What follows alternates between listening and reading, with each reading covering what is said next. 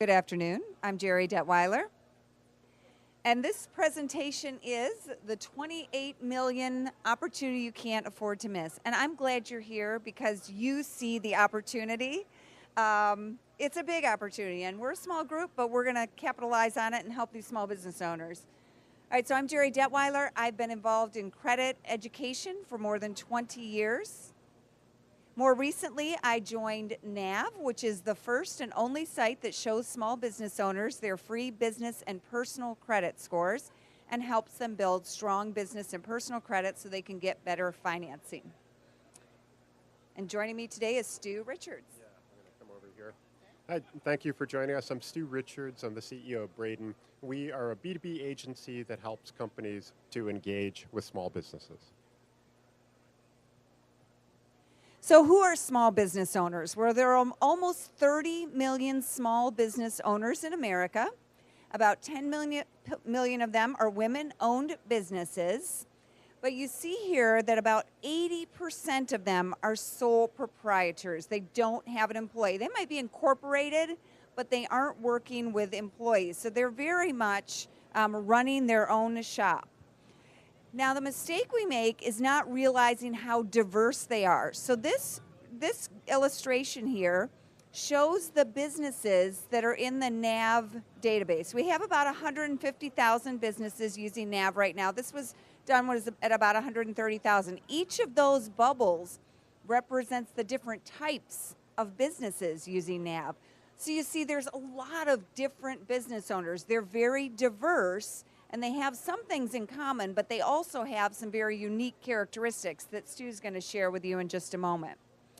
The other thing to understand about small business is that they're often experts in their business, but they're not business experts. So a good example here is we recently did a survey with Manta, and Manta surveyed about 3,000 of their small business owners in their database. Who wants to guess what percentage does not have a separate business bank account? Anyone want to guess? 85? Any other guesses? It was 20%. So 20% of those small business owners, and it's skewed higher female than male, don't even have a separate business checking account. So right there is basic financial education for the business owner that they're missing that you can be involved with. And then, of course, the other thing is to remember is they're consumers, too. They worry about retirement and paying their bills and making sure that things get paid on time and how much debt they're carrying on their credit cards. And, in fact, they may worry even more than some of your readers who have a steady paycheck and aren't worried about not just how much they're bringing in, but how they're going to make payroll or pay their vendors. So there's a lot of education that they need. So Stu's going to talk to you about some of the topics that they're most interested in. Thank you, Gerri. Yeah, we do research on small business owners. Every month we conduct a survey of 300 principals of US-based small to mid-sized businesses. And one of the questions that we asked them recently was how often they go online to get help, to look for advice on different kinds of business management topics. I hope you can read this okay, it's a little bit small, but basically small business owners are most interested, excuse me, I got a little bit of a cold, in technology, about half of them. Industry news and trends, so to the degree that you can help them with advice on what's happening in their specific industry, they love that. Law and taxes is a huge area of concern for small businesses, so how do I pay less on what it is that I'm working so hard to bring in? Marketing, how do I get more clients? How do I keep the clients that I already have? And then financial planning and management. Now, what's interesting about this is here we just said in general, when you go online. If you ask, for example, what kind of advice do you want from your bank, then, clearly they'll want more advice on financial planning or law and taxes. So it depends a little bit on what your domain of expertise is for what they want advice on. I'm going in the right direction. Here we go. And it's also, to Gerri's point, small businesses are not all made alike. Here we just broke out that same question by company size, and we have 3 different categories. Companies with under 20 employees in gold, with 20 to 99 employees in dark blue, and 100 to 500, so reasonably big companies in red. And you'll see bigger companies, those with more than 20 employees, are much more interested in advice than smaller companies, and that's in part because they have more staff. They can delegate. This is the principals of businesses who are responding to these questions. So they have the ability to delegate, for example, research on different topics, whereas the very small businesses, are still interested in topics but just don't have the time to participate. Yes, 20 and below. Yep. We also took that same question and broke out the respondents based on how fast they anticipate growing this year compared to last year. And so we basically asked them, do you plan to grow by double digits? Do you expect to grow by single digits? Or do you expect to have, a flat or even a down year compared to last year? And basically, the faster growing the company in gold, the more interested they are in business management advice. That's a hard thing to know ahead of time, of course, but they're bigger consumers to support their growth aspirations. And then finally, we took a look again, same question, but now slicing the respondents by the age of the respondent. And this is, probably as you might expect, and you can't probably read that, 18 to 34-year-olds, so millennials, are more interested in business management advice than, these bars in red, who are the baby boomers like me.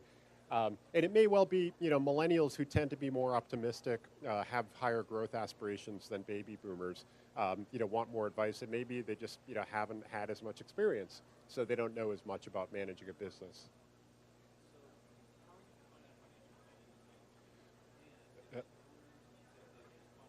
Yeah. Yeah. Yeah, thank you. The first question was, how are we defining financial planning and management? We didn't. We actually just left exactly these response options. So they, financial planning and management might mean different things to different respondents to the survey. And in terms of the responses, they're really responding for themselves. The respondents to the survey were all principals, so key decision makers at their organizations.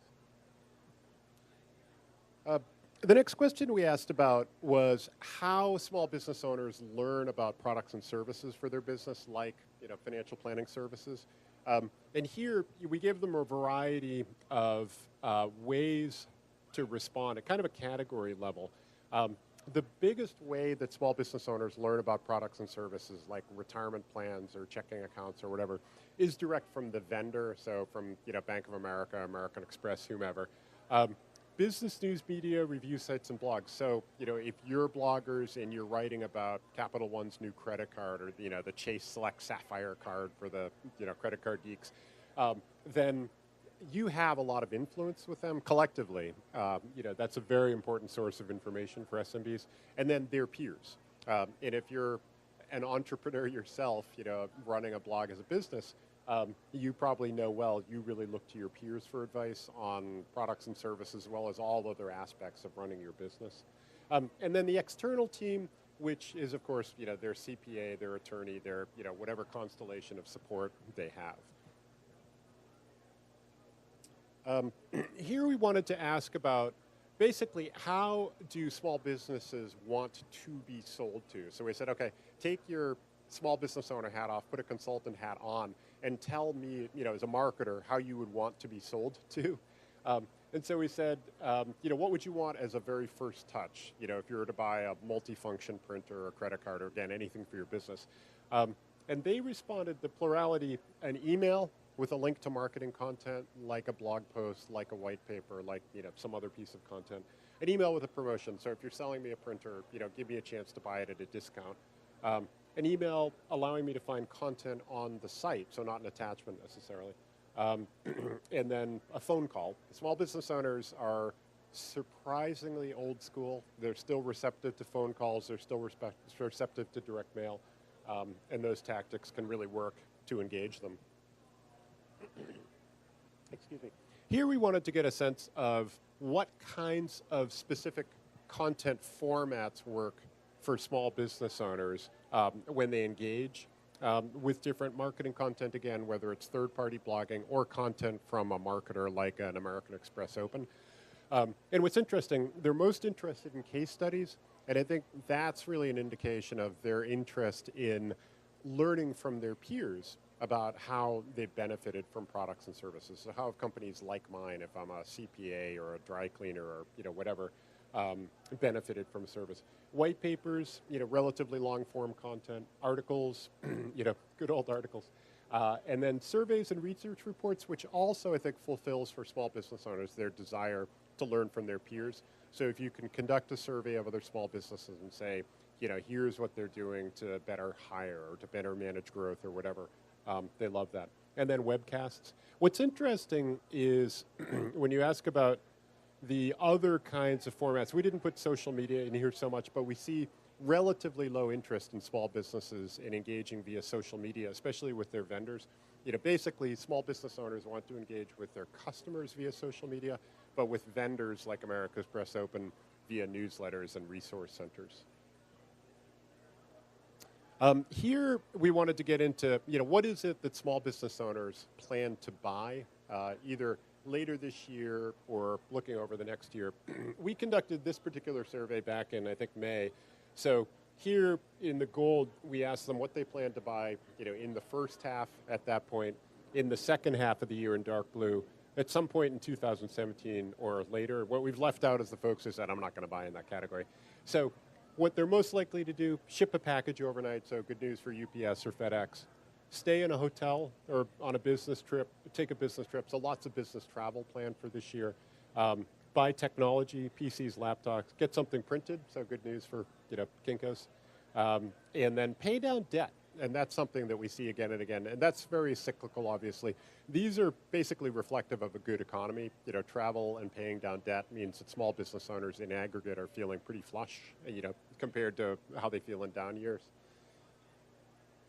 And then we really tried to go through a litany of products that they could ask, that they could buy for their business. And so here you'll see lower business intent, which is our purchase intent. So the least likely thing is to change their phone service providers, so AT&T or Verizon or whomever. But still, I think it's pretty healthy purchase intent overall on the part of small businesses for this year. This is a little bit of an eye chart, not like the other ones weren't, but here what we wanted to do is get a sense of where in the sales cycle do different communication channels or content formats work. I'll try this. How's that work? Can you finally hear me? Okay. Thank you. Yeah, I'm sorry. I'm still coldy even if I hold it close. So anyway, what this chart is saying is, we said for all of these different tactics that you can use to learn about products and services, where are you most likely to engage with them across the sales cycle? And that's clearly, sort of self-defined. The yellow means awareness. I learned about it. I first became aware of a particular product and service. The blue means conducting research. So I've learned of something. It's interesting to me. I want to find out, is it a fit for my business? And then finally in red, the purchase stage. So I'm actually going to buy something. What resources do I use? And again, probably hard to read here, but basically these up at the top are all mass and social media that are best for awareness for small businesses. In the dark blue, the broader bands are basically longer form content, so research reports, analyst reports, enable them to conduct research. And then the tactics that are most effective to help them make an actual purchase are a sales representative, their peers and colleagues, and then a couple others, some of the longer form content help them to buy as well. Are we able to send a copy of this deck to folks? So okay, great. Yeah. Come up, ask us afterwards if you'd like a copy of this deck. I know this is hard to read. Back to Gerri. All right, so I've been writing about credit for about 25 years now, and I will say that there have been days where I say I cannot write another story about how to understand your credit score, because I've written it 15 million different ways and times. So last year when I pivoted to NAV and got to start engaging with a small business owner, I found this really exciting, that there's this whole new way to approach a topic that we've been talking about in a fresh and new way for this audience that's so important. So what this chart is just showing you, we're showing you the average credit scores of NAV customers, the personal credit scores in black, and then we're corresponding that to their business credit scores. And what you're seeing is there's a big diversity, a big difference between their personal credit scores and their business credit scores. So someone who knows they're doing okay on their personal credit score, maybe they're doing great on their business or really poorly, and really needs more information. So the purpose of this is to tell you that, you can take what you've already done for a consumer market and you can look at it from the small business lens. And as Stu pointed out, if you own your own business, you're a peer. So you're already in a great position to help them, to speak to them as someone who is a peer and not just someone who's there to sell them or offer them some information. So what kinds of things can you do to monetize small business content? It's the same things you're already doing on the consumer side. You can look at things all the way from affiliate programs, advertising, a course, lead generation, sponsor posts, email marketing campaigns. I mean, Stu just told you that business owners want to receive your email marketing information. So that may be sponsored, or it might contain information on something that you're offering on your blog, social campaigns, or brand ambassador. There's really, the possibilities are unlimited, and they're very similar to what you may be doing on the consumer side. I've put together a list of over 75 affiliate programs for small business audience. This is just like the tip of the iceberg here. I have a whole list. I'm happy to email them to you if you'd like to see it. But there's so many different ways that you could be reaching this audience through affiliate programs, as well as I mentioned, other types of content. All right, so I'll let Stu wrap up, and then we'll take some questions. Thank you, Gerri. And yeah, just as a quick overview of Braden, I think as I mentioned at the beginning, we help companies to engage with small businesses through content marketing, whether it's developing strategy or original content. And as you may have gathered by conducting market research as well, whether to use in content development or to help set marketing or product strategy. And there's my contact information, especially if you'd like, well, actually, Gerri, you have the deck as well. But either way, reach out to either one of us if you'd like a copy of this deck. And Stu also hosts webinars and webcasts with this kind of research for free. So if you email him and get on the mailing list, you can take part in more detailed, detailed webinars.